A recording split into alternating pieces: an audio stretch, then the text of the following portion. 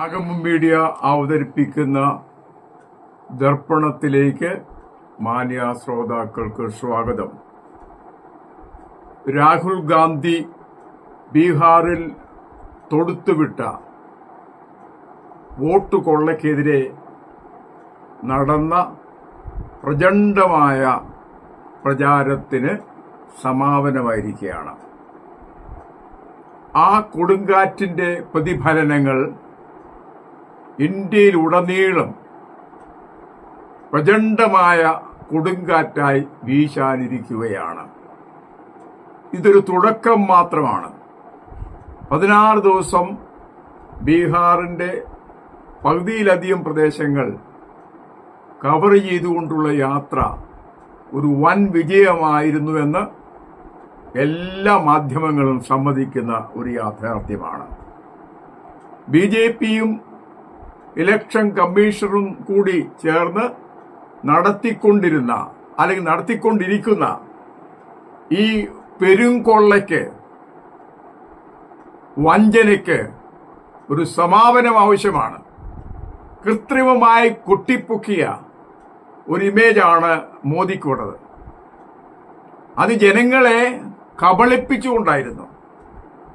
അതിനെതിരെ പണ്ട് പല പ്രാവശ്യം കോൺഗ്രസും മറ്റ് പ്രതിപക്ഷ കക്ഷികളും ശക്തമായി പ്രതിരോധിച്ചിട്ടുണ്ടെങ്കിലും കാര്യമായ ചലനമുണ്ടാക്കുവാൻ അവർക്ക് സാധിച്ചില്ല. എന്നാൽ ഇപ്പോഴാകട്ടെ വ്യക്തമായ തെളിവുകളുടെ അടിസ്ഥാനത്തിൽ സ്ഥാപിക്കുവാൻ രാഹുൽ ഗാന്ധിക്ക് കഴിഞ്ഞത് വളരെ അഭിമാനകരമായ ഒരു കാര്യമാണ്.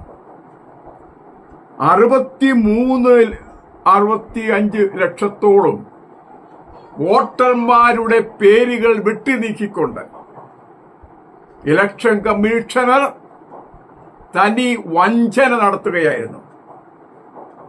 ഈ നീക്കപ്പെട്ടവരിൽ മഹാഭൂരിപക്ഷവും മുസ്ലിങ്ങളും ദലിതരും ആയിരുന്നു എന്ന് രാഹുൽ ഗാന്ധിയുടെ പ്രചാരണത്തിലൂടെ വ്യക്തമാക്കിയിരിക്കുകയാണ്. തെളിവുകളുടെ അടിസ്ഥാനത്തിൽ അവർ പീഡിപ്പിക്കപ്പെട്ട ഒരു പീഡിത ജനതയാണ്. അവർക്ക് വോട്ടവകാശം നിഷേധിക്കുക എന്നുള്ളത് BJPയുടെ ഒരു അജണ്ടയാണ്. അതിന് നടക്കാൻ പ്രതിപക്ഷ പാർട്ടി വിശേഷവിധിയായി രാഹുൽ അനുവദിക്കയില്ലെന്നുറക്കെ പ്രഖ്യാപിച്ചുകൊണ്ടുള്ള യാത്ര ഇവിടെ മാത്രമല്ല മറ്റ് സംസ്ഥാനങ്ങളിലേക്കും നടത്തും എന്ന് അദ്ദേഹം തന്നെ പ്രഖ്യാപിച്ചിട്ടുണ്ട്. ഹരിയാനയിലും മഹാരാഷ്ട്രയിലും ബീഹാറിലുമൊക്കെ പ്രതിപക്ഷം അധികാരത്തിൽ വരുമെന്ന് മാധ്യമങ്ങൾ സഹിതം പ്രഖ്യാപിച്ച കാര്യമാണെങ്കിലും അവസാനത്തിൽ അതിനെയെല്ലാം തകിടം മറിച്ചുകൊണ്ട് കൃത്രിമമായി വോട്ട് കൊള്ള നടത്തി BJP അധികാരത്തിൽ വന്നിരിക്കുകയാണെന്ന് ഇപ്പോൾ വളരെ വ്യക്തമാക്കിയിരിക്കുന്ന പ്രതിപക്ഷ നേതാവിന് ഓരോ വോട്ടറും അഭിനന്ദനം അർപ്പിക്കുകയാണ്. ഇത് ഇനി തുടരണം എന്നാണ് ഞങ്ങളെ പോലെ ഉള്ളവർ ആഗ്രഹിക്കുന്നത്. ഇതിങ്ങനെ തുടർന്നു കഴിഞ്ഞാൽ തീവ്ര സംഘപരിവാർ ശക്തികൾ ഭരണഘടനയെ ഉന്മൂലനം ചെയ്തുകൊണ്ട് ഹൈന്ദവ രാഷ്ട്രം ഇവിടെ നടപ്പിലാക്കാൻ ശ്രമിക്കും.